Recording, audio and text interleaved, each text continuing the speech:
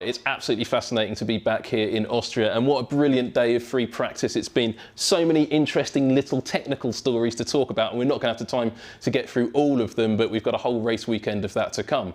But one of the biggest stories I want to bring your attention to is from pre-season testing and Mercedes dual axis steering system. It was controversial at the time, and it's still very controversial now, but Mercedes are definitely using the system here in Austria. Here we're on board with Valtteri Bottas, and you can see how the Finn is using the system as he drives around this circuit in Austria. You can see him pulling the steering wheel back and pushing it forward to adjust the front toe on the car.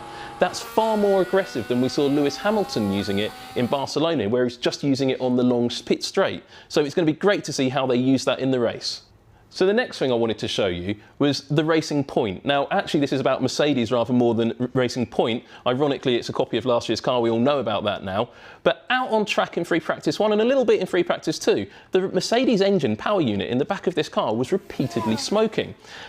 Is that a problem with the car and the power unit, or was it just an overfill of fuel or oil? I think it was probably just the overfill of oil in the end. But if there is a reliability problem with the Mercedes power unit, it's one of the few reasons they're allowed to modify the power unit under the homologation regulations. And that means they will be able to make the adjustments on reliability, but it will take a power unit out of the pool.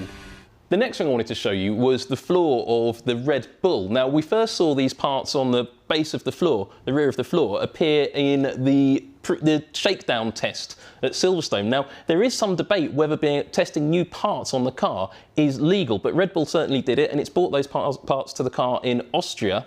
Now, could there be a protest from another team about that test? I don't think there will be, but it's interesting to see how much development Red Bull is putting into the floor of the car and the aero around the rear tyre. Something else I spotted on the Red Bull, and I think hasn't really been picked up by many people away from the circuit, and it was just that I, by chance, happened to be looking at a